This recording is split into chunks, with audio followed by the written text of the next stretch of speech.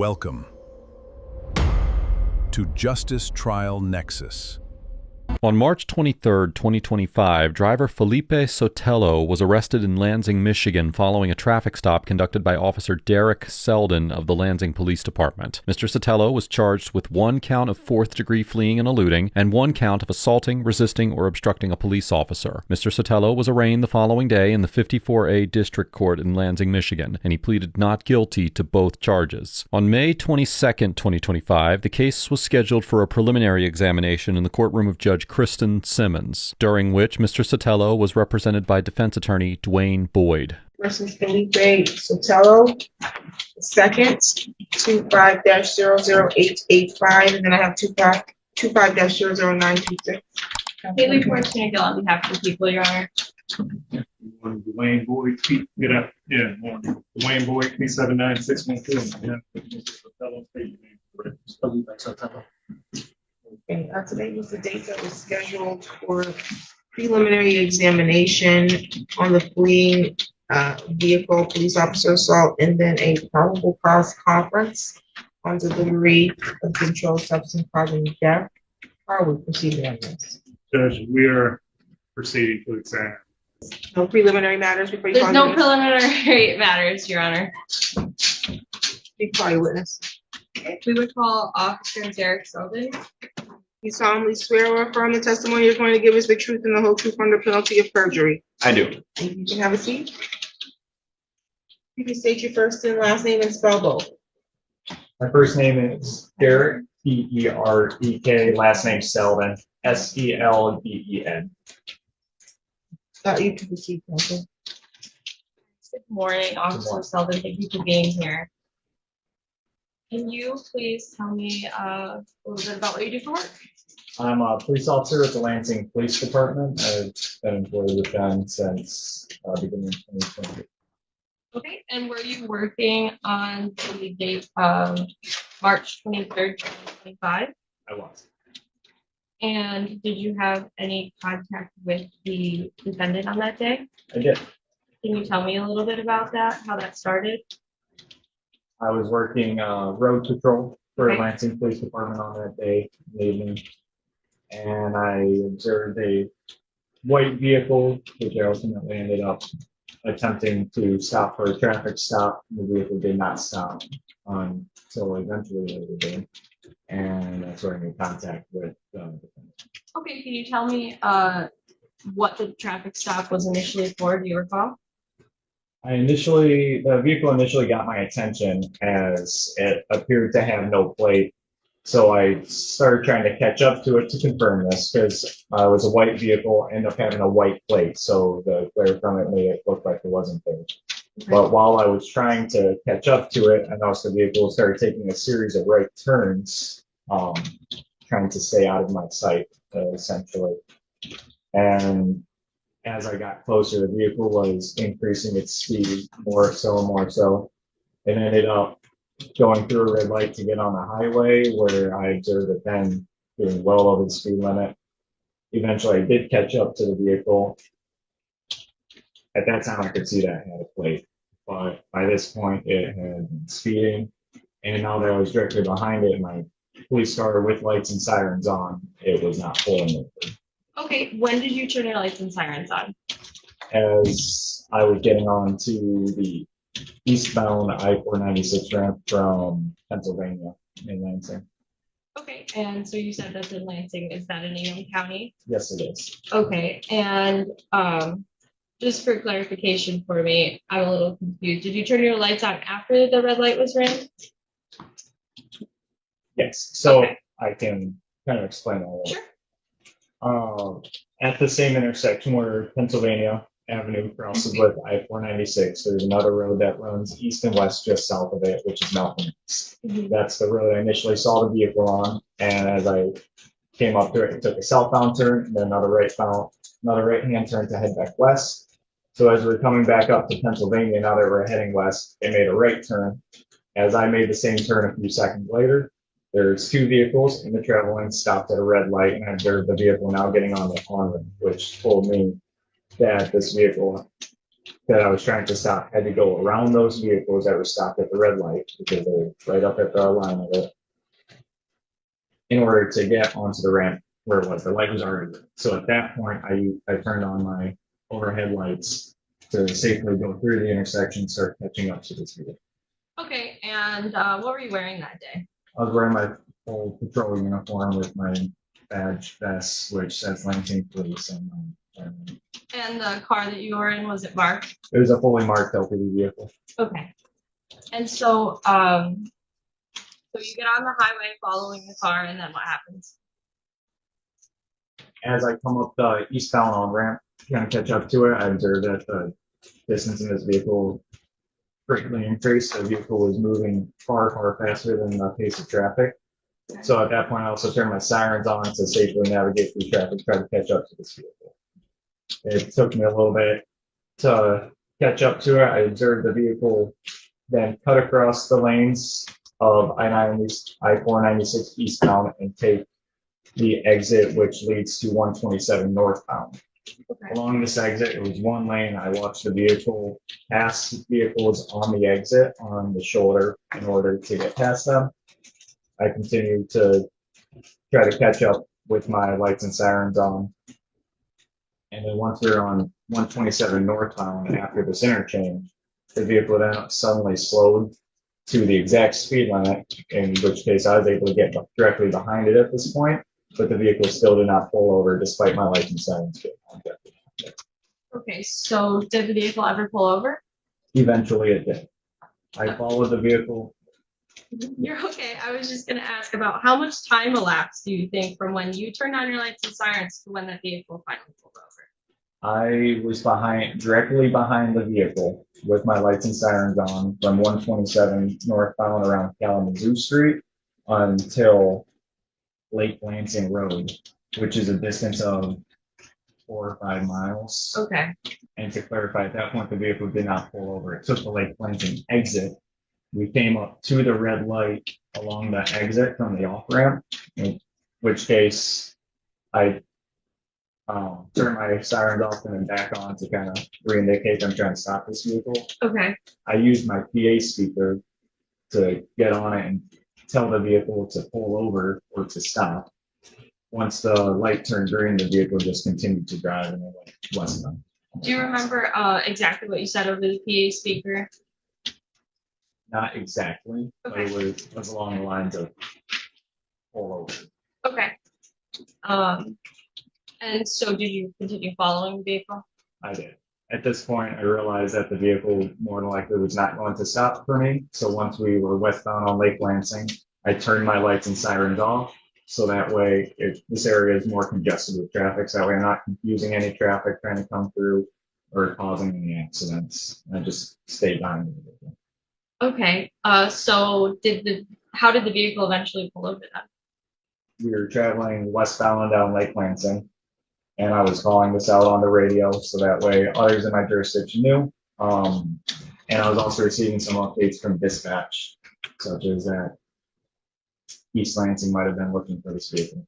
Anyways, westbound down Lake Lansing, once we got up to Larch Street, it just pulled into the gas station at that corner. Okay. And then what happened next? That was 2100 North Larch, I believe. It's a mobile gas station attached to quality there. It just pulled up to a pump. So now that the vehicle was actually stopping, I pulled in behind the vehicle and I reactivated my overhead lights in order to reinitiate a stop. The vehicle stayed stopped at this moment. I got out and started initiating a high-risk stop because of the fact that the vehicle was not stopping for me and some of the information I received from dispatch while traveling to this point, some of my partners, was that the vehicle was possibly being looked for by East Lansing because they recognized the plate and the vehicle description that I had given. And that might have been involved in an assault for Okay. So you're still in Lansing then? Yes. Ingham County? Yes. Perfect. Did you ever have contact with the driver? Yes. Can you tell me a bit about that? At that point, I conducted a high-risk stop, meaning I got on my vehicle rather than approaching because of the circumstances. I stayed at my vehicle. I had drawn my gun, not pointed at the vehicle, but just held it at a low ready position and started giving verbal announcements to the driver to exit the vehicle. I did so with my PA system to make sure it was loud enough for the driver to hear, which it was working at the time. I gave repeated commands for the driver to exit the vehicle, and he did not. Eventually, I had more officers show up to assist me. Once there were 3 or 4 police cars there, in addition, then the driver ultimately stepped out of the vehicle and followed my commands back to my vehicle, which was placed in custody by myself and my partner. Okay, can you tell me, do you know approximately how much time passed from when you first ordered the driver to get out of the vehicle and when the driver did get out of the vehicle? It'd be hard to say the exact amount of time, but it was more than, like, I'd say the time frame 2 to 3 minutes. Okay. That's good, thank you. And then at that point, the driver was put under arrest? Yes. Okay. One moment, Your Honor. No further questions at this time, Your Honor. Is she supposed to be identifying this witness? Yes, Your Honor, thank you. I apologize for that. So you placed him under arrest. Can you, would you be able to identify the defendant if you saw him here today? Yes, I could. Can you point to him and describe an article of clothing that he's wearing? You see her right there, wearing white shirt, black tie now. Thank you so much. No further questions now. Who is the person you're identifying? Because she referred to him as a defendant. What's his name? So Sotelo with a Are you asking her? You're answering my question? Do you know his name? Yes. What's his name? Sotelo. Sotelo last name? Sotelo. Oh, cross-examination. The prosecutor concludes her direct examination of Officer Selden, and Judge Simmons interjects, noting that the witness has not actually identified Mr. Sotelo. The prosecutor then asks Officer Selden to identify, quote-unquote, the defendant, forcing Judge Simmons to intervene again to ask Officer Selden for Mr. Sotelo's name. Under Michigan Court Rule 6.110, the prosecution must establish at a preliminary hearing probable cause both that a felony has been committed and that the defendant in the matter is the individual who committed it. An in-court identification is generally the mechanism by which the prosecution demonstrates that the defendant is the one who committed the offense, asking the testifying witness to confirm that the defendant seated in court is the same individual that they encountered on the date of the offense. The usual method is for the state to ask the witness whether the person they interacted with on the date in question is present in the courtroom, and, if so, to identify that person by describing their location and an article of clothing. During this hearing, however, the prosecutor erroneously asked Officer Selden whether he could identify, quote-unquote, the defendant, and to point him out by an article of clothing, without tying the identification back to the date of the offense, which is why Judge Simmons requested that Officer Selden identify Mr. Sotelo by name. You've been an officer for how long? I was hired by the city of Lansing for the academy in August 2023, and then I started with road patrol in December of 2023. So that puts me at a year and some months. So you were trained at the academy? Yes. You know the importance of note taking? Yes. Of course, you know the details matter. Yes. So you try to be as accurate as possible. Yes. When you first noticed that white SUV that got your attention, you traveling in the same direction as it? I was. You say it was a white SUV with an all-white plate? Yes. This is Michigan, no blue letters, no blue numbers. Not that I could see from that point. The only thing that caught your attention is that you thought it had no plate. At the time that got my attention, yes. Did you initiate your lights and siren at that time? Not at that time. In fact, you had to speed up just to try to confirm your suspicion, right? Yes. So it wasn't immediately in front of you? It was some distance in front of me, but You testified that your training and experience, people make right turns to evade the police or evade your detection, something like that, you said? yes, So had he made a left turn, it wouldn't have been suspicious? not necessarily. You know what a pretextual stop is? No, sir. You never heard that? I have not heard that term. Heard the term fishing expedition? I have not, sir. But you'd agree with me that a turn alone isn't illegal, right? No, You'd also agree with me that people make turns for all sorts of reasons, absolutely. including heading home, Absolutely. running errands. So you assume criminal intent based on only a turn. I did not intend that. You continue to follow. As I was still trying to catch up, sir. And at that point, you still hadn't activated your overhead lights or your siren. No, sir. And once that SUV made the additional right turn, it was so far ahead of you, you still couldn't see the plates. Correct. And you eventually, in your report, say you lost complete sight of that SUV, right? I did. That was around the time it was getting onto the highway. Correct. And I think in your direct testimony, you stated 2 vehicles stopped at light, which told you that the white SUV had to go around. Correct. That was an assumption, right? Suppose. You didn't see it. I did not see it. And you activated your emergency lights as you were getting onto 496 off of Pennsylvania. Before the intersection. That ramp goes uphill. Correct. And because of the incline, your view of the SUV was obstructed, right? Correct. So at the moment you turned on your lights, it's possible that SUV couldn't see you because of that incline, correct? Correct. Once you crested the highway, you could see that SUV again. I could. It was far ahead of you. There was. Traffic speeds at least 70 miles an hour. Yes. You don't know if the driver ever looked in his rear view, do you? I don't. You don't have any video, body cam, anything showing him looking back at you? No. So to be clear, he never made any evasive movements, right? He just continued in his direction of travel. Correct. And at some point in your report, you indicate that you had to go over 100 miles an hour just to catch up. Yes. And when you caught up, that was at the exit ramp on 127 for Lake Lansing Road. I caught up prior to that, sir. And that would be reflected in your dash cam then, right? Correct. When did you catch up? After merging onto 127 northbound. That's right around Kalamazoo, Michigan area on 127 northbound. And you're positive about Yeah. that. Fleeing and eluding requires that the driver willfully disobey your signal, right? Correct. I have no statements from Mr. Sotelo saying that he admitted to fleeing and eluding. Correct.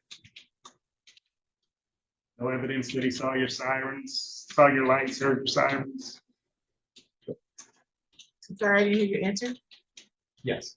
And you admit on this record that you didn't, you turned on that lights at some point, turned them off, turned them back on. I think at one point you were on Lake Lansing, turned them off not to confuse other drivers. Correct.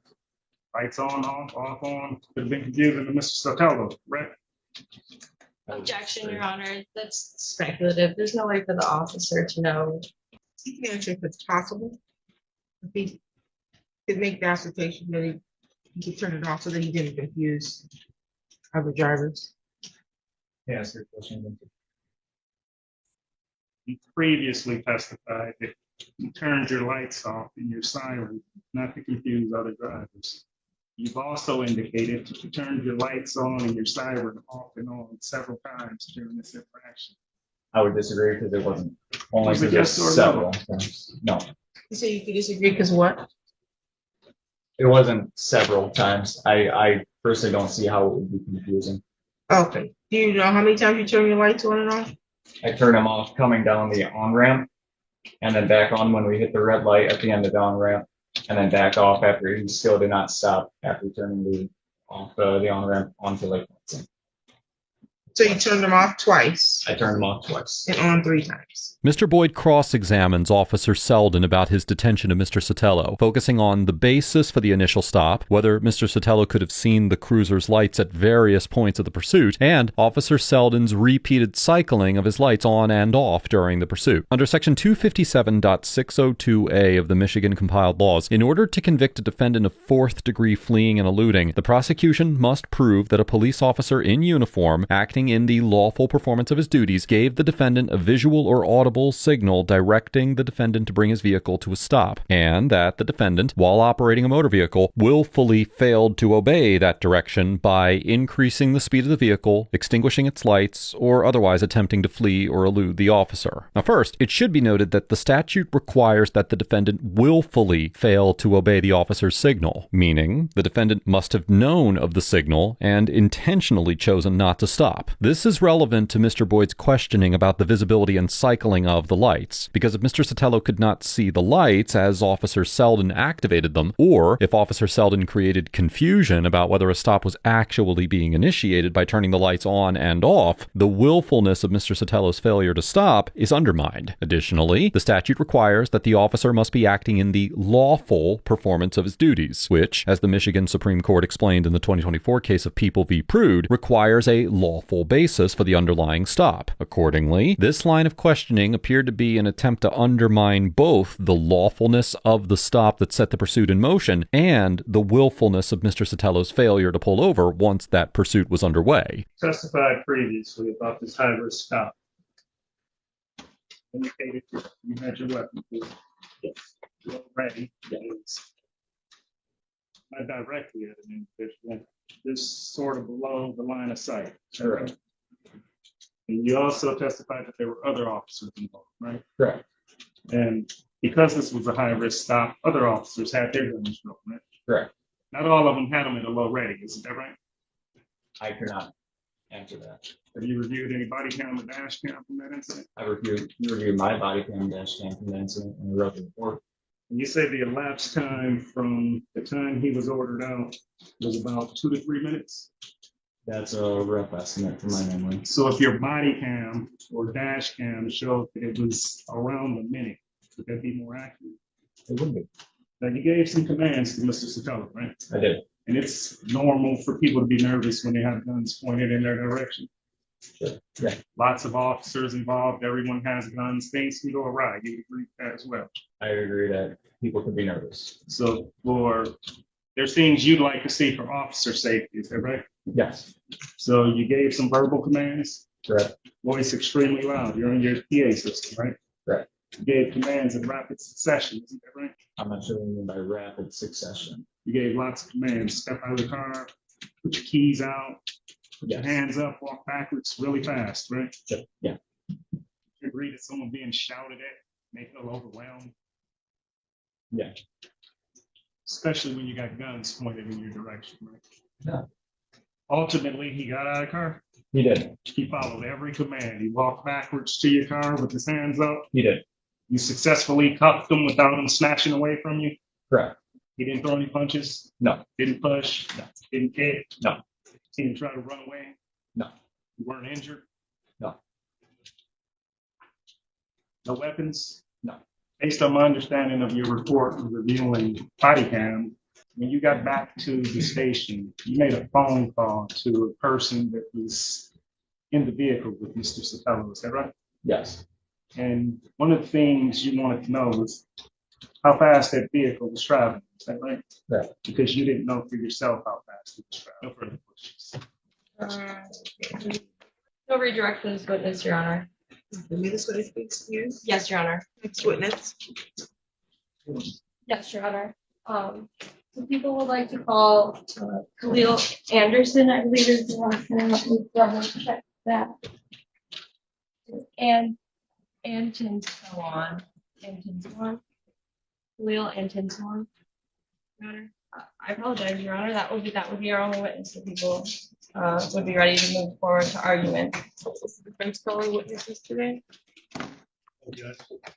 Mr. Boyd continues his cross-examination of Officer Selden, questioning him about the events that occurred after Mr. Sotelo's vehicle came to a stop, including how long it took Mr. Sotelo to exit the vehicle and whether he might have been nervous given the circumstances of the high-risk stop. Section 750.81d of the Michigan compiled laws makes it a felony to assault, batter, wound, resist, obstruct, oppose, or endanger an officer in the performance of their duties. Additionally, the statute specifically defines the term obstruct to include a knowing failure to comply with a lawful command. Now, in the 1977 case of Pennsylvania v. Mims, the Supreme Court held that an officer conducting a lawful traffic stop may order the driver to exit the vehicle, meaning that a driver's failure to comply with such an order can, under some circumstances, constitute obstruction within the meaning of the Michigan statute. Whether a delay of approximately 1 minute in exiting the vehicle under the circumstances of a high-risk stop with multiple officers and drawn weapons rises to the level of a knowing failure to comply with a lawful command is a separate question, and Mr. Boyd's questioning about Mr. Sotelo's nervousness seems directed at that issue. Likewise, as the Supreme Court of Michigan explained in the 2012 case of People v. Moreno, in order to secure a conviction under the obstruction statute, the prosecution must establish that the officer's actions were lawful. In other words, the command that is ignored must have a lawful basis, which in this context means that the underlying traffic stop must have complied with the Fourth Amendment in order for the command to exit the vehicle to be lawful. Accordingly, Mr. Boyd's cross-examination addressed both the reasonableness of Mr. Sotelo's brief delay in exiting the vehicle and the lawfulness of the underlying traffic stop.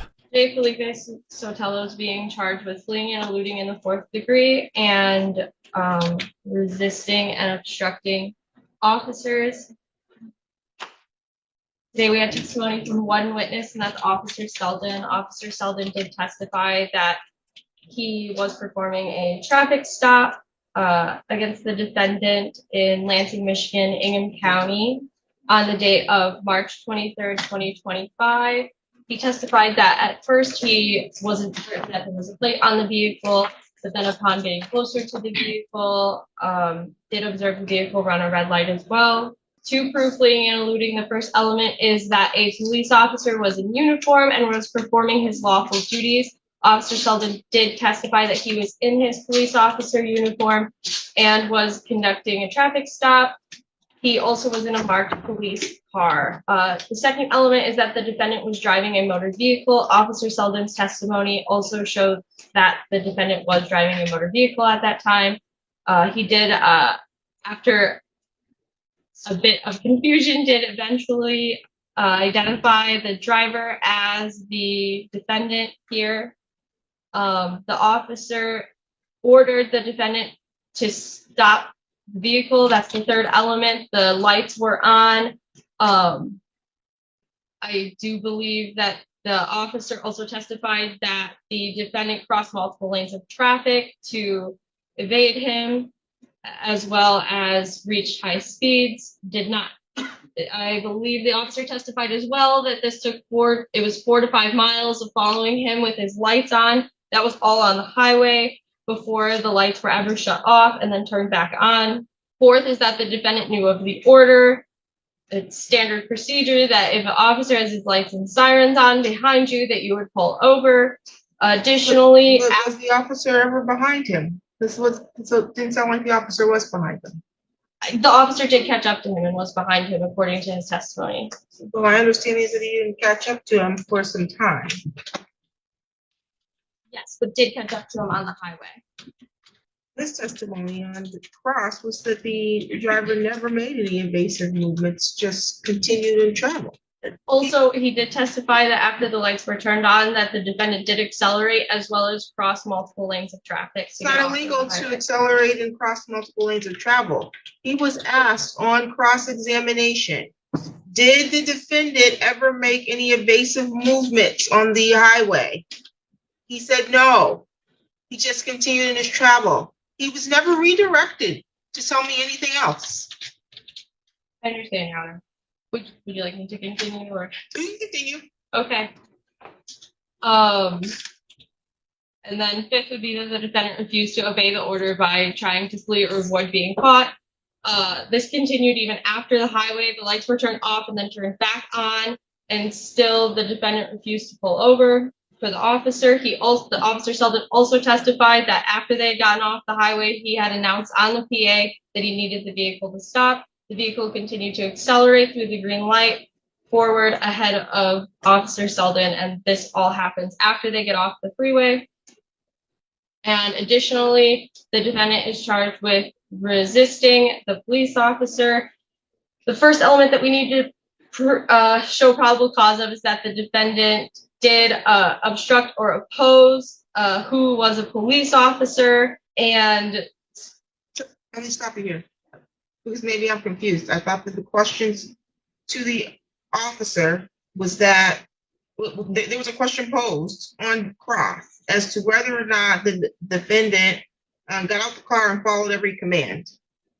And he said yes. a minute after. A minute after what? He first gave the commands. My understanding of the testimony was that the officer gave the commands for the defendant to get out of the vehicle. Then the defendant refused to get out of the vehicle until other officers arrived at the scene, and then the defendant got out of the vehicle. That was my understanding of the testimony. That was not my understanding of the system. That's what we referenced to.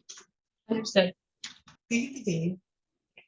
And there is some discrepancies about how long it was, between 1 to 3 minutes of the officer ordering the defendant to get out of the vehicle and the defendant refusing to do so. The defendant does eventually get out of the vehicle after 1 to 3 minutes pass in time. Second is that the defendant knew or had reason to know that the police officer was performing their duties at the time.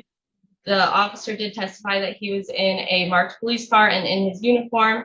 And third is that the defendant, or that the officer gave the defendant a lawful command and was making a lawful arrest or was otherwise performing a lawful act.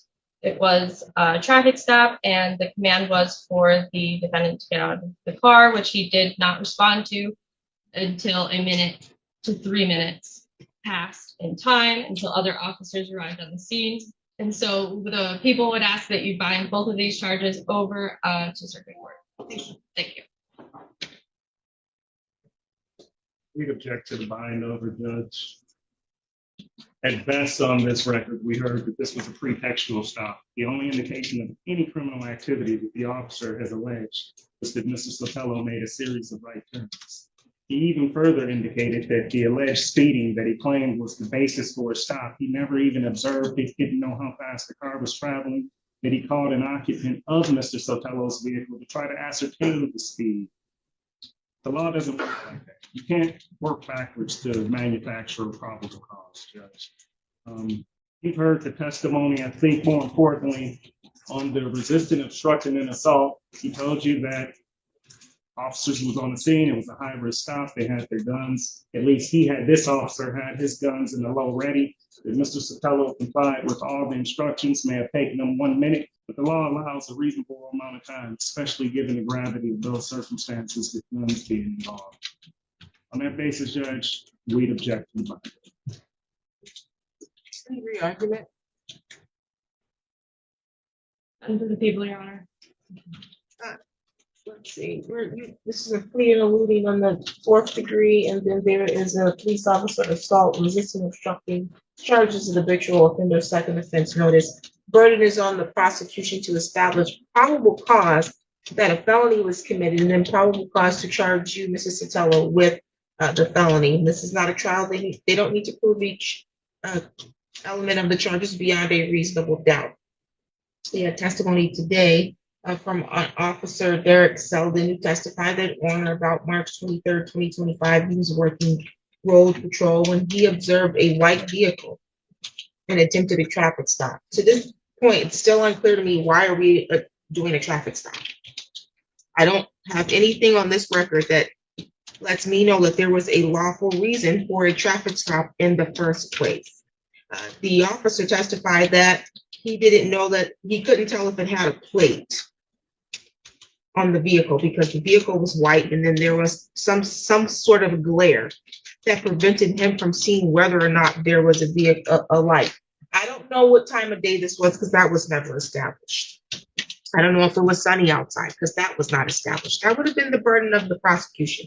But there was some glare from some place that prevented the officer from being able to actually see if there was a plate on an SUV, a white SUV, to which at some point he did get close enough to see that there was a plate, but based on a series of right turns, the officer decides that there's some criminal activity. And so he continues to follow this defendant. Prosecution has made the argument that the defendant ran a light, but that's not what the testimony of the officer says. He said that he assumes that a light was ran. The officer has dash cam, body cam, or should have those things.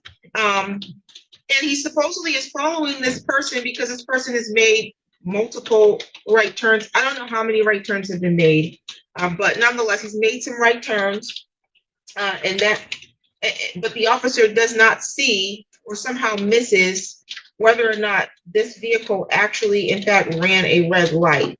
And so then the officer gets on the expressway. It was established on the cross-examination that there is some incline or hill as you enter onto the expressway. And so it's possible, based on the officer's response, that he could not, the driver of the SUV would not be able to see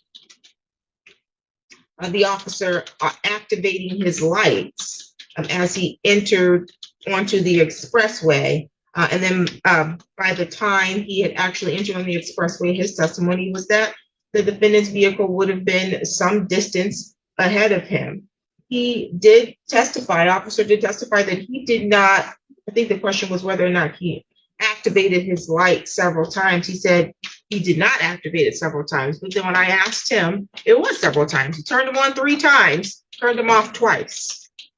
I don't think that this was a strong case for the prosecution to begin with, but I also don't believe that the way the facts have been presented amounts to sufficient probable cause. And I agree that this was a pretextual stop from the beginning. There's nothing on this record to even give the officer probable cause to make the stop a reason to make the stop in the first place. You can make as many right turns as you want. You can make right turns because you don't want to be around the officers for whatever reason. That's not illegal. They have to actually have a reason to stop you, and it can't be because you had a right turn and we thought maybe you didn't have a license plate, but now we see that you did have a license plate. There's insufficient evidence as to count 1, police officer fleeing, eluding to a probable cause standard, so that's dismissed.